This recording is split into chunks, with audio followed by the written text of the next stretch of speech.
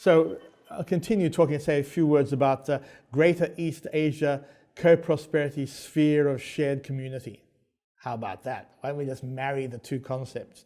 After all, in Japan, in recent years, people have spoken about, well, not only in Japan, Kevin Rudd, our former Prime Minister, and now in charge of policy research at the Asia Society over in New York, and many others have all tried to formulate some kind of series of words as well as some sort of regional collaboration that will make a peaceful, harmonious zone out of East and Southeast Asia, to create some sort of regional trading and diplomatic body that can ensure that peaceful trade, economic exchange, and the diplomatic courtesies can be pursued in the region. As many of my friends and colleagues here know, and you now are sadly aware, I come from an earlier generation where conflict was normal, and unresolved issues, one feels, will sooner or later be confronted one way or the other. I don't believe that Asia, East Asia, Southeast Asia, has resolved the issues of the Second World War. I believe that the co-prosperity sphere did collapse with Japan's defeat in the war, not due to the mass rebellion and fighting in China, but due to a couple of nuclear atom bombs dropped on Japanese cities and mass murder. The post-World War II arrangements in Asia have led to extraordinary economic and social and cultural development, decolonization and prosperity. However, many of the simmering issues that existed before the war and during the war remain, and they remain unresolved. Korean Peninsula is unresolved, Taiwan, mainland China is unresolved, territorial issues between China, Taiwan, Korea, Japan, unresolved, issues with Russia in the north of Japan, to the north of it, unresolved, Southeast China Sea issues involving Malaysia, Brunei, the Philippines, Vietnam, China, all unresolved, let alone other regional conflicts in South Asia and India, and so on and so forth. China, East Asia and Southeast Asia are not part of some European-style common union. They're not even headed in that direction. In fact, we are going to probably see a long period of disgruntlement and disturbance and adjustment in the years to come. I think what we've seen in the East China Sea and the South China Sea are mere preludes to much greater conflict, perhaps not direct, but it will be a grinding type of conflict. In fact, I tend to sum up this conflict, as you'll see from my introduction to our yearbook. I tend to take a bit of a Maoist view of these things, which I know is not at all popular, but you know, I'm not in a popularity contest. I don't have to be. I have to be somebody who tries to think of, if certain things are happening in a certain way, how do we try and understand them in a fashion that makes greater sense than other ways of understanding them? And one of the ways I understand, for example, China's what people often regard as erratic behavior in the region over the last 3 or 4 years. This is again dealing with our community of shared destiny concept, and that relates to China's activities in East China Sea with its announcement of the air defensive zone in November 2013, and more recently the South China Sea, its creation of what the Americans, an American defense official so delightfully called the building of the Great Wall of Sand, the building up of these coral atolls and islands, something that's not unique to China. The Vietnamese have done it, the Philippines have done similar things. The Chinese have just gone more all out and built probably much prettier installations there with military potential. Xi Jinping, as I've said, has used the term community of shared destiny some 62 times in formal speeches over the last 1.5 to 2 years. The Chinese official media has also praised him for engaging in what it calls acupuncture international relations, or acupuncture diplomacy, 点穴式外交. You'll see this in my introduction. Now, this is a form of diplomacy that is short, equitable, fast. He goes in somewhere, deals with one issue, discusses something with a foreign leader, and then goes on to the next country or returns to China. This is a much faster way of dealing with international issues than we saw under the lugubrious rule of Hu Jintao or during the highly over-performative era of Jiang Zemin. But I have suggested that this sort of application of acupressure, that is, sticking in of needles and fiddling around and opening up channels in the body through the flow of qi, this seems to be a method that Xi Jinping and his colleagues also pursue in the larger regional issues of the day. In fact, in the yearbook introduction, I say that I see in the way that China has been acting in East China and South China Seas, in its engagement with an issue, undertaking an action, then after a while of causing great disturbance, a lot of a kerfuffle with America and its regional partners, then withdrawing. I see in this the typical type of Maoist approach to guerrilla warfare. And I quote Mao's famous dictum. It's called a 16字诀 in Chinese, a 16-character mantra on dealing with guerrilla warfare. And it's summed up in these words in Chinese: 敌进我退，敌驻我扰，敌疲我打，敌退我追. That is, when the enemy advances, we retreat. When the enemy makes camp, we harass. When the enemy is exhausted, we fight. And when the enemy retreats, we pursue. Now, I know it's slightly jokey to say that the whole Chinese foreign policy, it sometimes reflects this type of attitude, but I would say that Xi Jinping and his colleagues did, after all, grow up with Maoism, as did I. And that creating diplomatic disturbatory issues is a great way of unsettling accepted norms and opening up possibility for one's own strategic advantage. If you're familiar with the Chinese rhetoric regarding its recent building of the Great Wall of Sand in the South China Sea, in the Global Times or the People's Daily, if you go and read the major articles on the subject, you will come across such statements as, what we have done by engaging in new building projects in the South China Sea is to open up possibility to break through the loggerhead created over recent years in this area. Our activities make it possible to discuss anew all the issues of the South China Sea. Now, you would think that is completely illogical. By China moving in the South China Sea, building up these new bases and developing its interests, it's only set everybody's nerves on edge, made the Vietnamese alert, the Filipinos have gone crazy, the Malaysians are concerned, the whole region is disturbed. And recently China says, well, we've basically finished our building, withdrawing. Much relief to everybody. However, the Chinese point is that we believe we've changed the strategic and regional environment. You might not think so. That's because you don't understand things we do. Now, therefore, we have a complete and utter clash between Chinese rhetoric and its behavior and international perception. And that's something I think everyone's going to have to get used to living with, because that is when Xi Jinping and his colleagues speak about creating a new normal, a slower growth rate for the Chinese economy. They're also creating a new normal for China's global behavior. And that is, we will act in ways that make complete and utter logical sense to us. You might not like it. You might think we're creating a disturbance. We think we're actually creating an innovative and creative environment. And therefore, suck it up.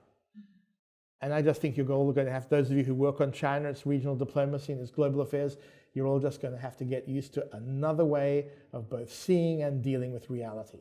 You might not like it, but I think that's what we're facing. Anyway, I should now just say a couple of words. Up on the screen here, I have one of the maps from that article I've given you to read, published in quartz.com. This is the One Belt, One Road. Dare say you'll have many other lecturers who talk about this. And so I'm just putting it up there as some sort of wallpaper for you to consider. Because this is one of the ways that the Chinese are conceptualizing their economic and trade exchanges. 100 years ago, British political analysts said that in the 20th, 21st centuries, the long-term issues would be the creation of major trade routes and the revitalization of trade routes within Inner Asia. Inner Asia is here, and Inner Asia to Europe, and engagement with Russia. There's other maps in the article I've given you that show China's involvement with Russian gas pipelines and so on and so forth. and also China now engaging more directly with Africa and Latin America. This is all normal behavior for an expanding economic powerhouse like that of China. It is one that is challenging for its partners as well as with its competitors. And dare say, in the coming days in these lectures in the Two China series, you'll discuss many of these concerns. I'll be finishing this lecture today with just a few words about other elements of the Chinese rise that might be useful in your deliberations. As I said earlier, and to carry on from that discussion, China is in many ways a 19th century country.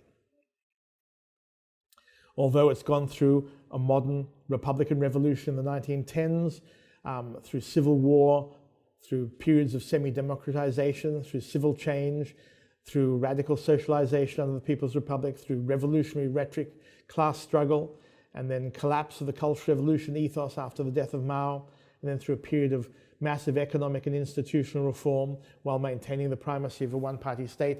In many ways, one should appreciate that the People's Republic, after all, is a country that's only been around for less than 70 years. Therefore, it's a young, very young country. It's a country that has been meaningfully engaged in global diplomacy and global affairs only since 1972-73, and more actively since 1978, so 30, 40 years. I don't excuse anything, it's not in my interest to do so or concern, but if you consider the People's Republic as being an engaged global entity for only 30 or 40 years, it does help one understand why it acts in certain ways that it acts. Also, to consider if it's a 19th century new nation state-like country, then one thinks of other countries of that era, in particular Italy, with its rise of nationalism and its creation of a unified government under the revivalism of the 1850s, 60s, 70s. One thinks of Prussia leading Germany to create a modern polity that became the modern German state under Bismarck in the 1870s and 80s. And one thinks of the very troubled, extremely troubled and fraught history of France from the period of the 1790s right through its various republics to create its modern polity, a long, stressed, strained period of rebellion, revolution, collapse. One thinks even of America, which after all, after its revolution, went through a great period of unsettled change and development, and then eventually over a whole range of issues to do with race and to do with economics and to do with regional conflict, it went through one of the most disastrous civil wars in modern history. Now, all of these countries have gone through long periods of change and development in which rabid nationalism, extremist rhetoric, and also military behavior were the norm. So on one level, China, despite, even with its communism, its communist party, its one-party state, acts in many ways like a 19th century country, a new nation state. As I said, I'm not saying this to forgive anything or to make it, to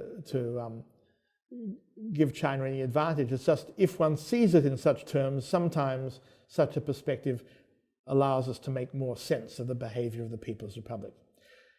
Sadly, at the same time, China is a one-party state ruled by a non-elected, they call selected, so-called meritocracy. I don't believe it's particularly a meritocracy. I think it's a cabal of leaders who are related through economic primacy, advantage, infighting, party and family relationships. It is a closed system. It is built on a series of major social, political, and cultural lies about its past and its present, and it does not abide investigation into any of these areas. For example, and I discuss this with my colleagues here frequently, who knows what the budget of the Communist Party of China is? Who knows how much it makes each month out of party fees? Who knows, does it pay rent for the thousands of properties in prime real estate in every major city and town in China? Does it pay for any of that? How does it pay for its utility bills? What does it pay in taxes? What's its relationship economically with the the state system of the People's Republic of China. Just this month, in June, the Chinese government has declared that the Beijing municipality will be removed from Beijing and relocated to Tungzhou. So the party will now occupy, like a big fat toad, the very center of Beijing, while the actual government that runs the city will be banished to the outlying suburbs of Tungzhou far to the east. How's that arranged? Who pays for what? Where's the money come from? Or as Zhurongji said, where's the money come from? Where's the money go? We don't know. So the basic things that determine the Communist Party's economic behavior and allow it to act as it acts are complete and utter state secrets. How can one not be a little bit suspicious of the very system that runs China? Anyway, as I said, China is also run by a one-party state that believes in its core, and if you want to go and look up its endless twitterings on the subject of what it calls core socialist values, and this is something that has been a very important part of Xi Jinping's rise to power, emphasis on the Hu Jintao era core socialist values. It is underpinned by a radical materialist philosophy, i.e., all human activity, ideas and behaviors are determined by the material world. There's no belief in abstract, as I said earlier, abstract humanity, abstract value, abstract human rights, or idealism. If this is the case, it means that cynical behavior, materially oriented policies, and short-termism and exploitation of resources for the betterment of those who are in power are the norm and not the exception.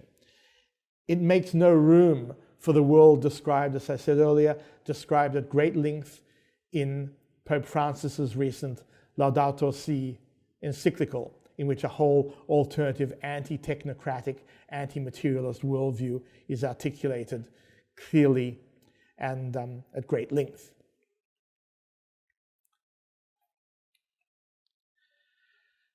In considering, as I bring this talk to an end in this rather disheveled fashion, sorry I haven't gone on further about One Belt, One Road, because I know you'll all get more than enough of all of that during the lectures to come.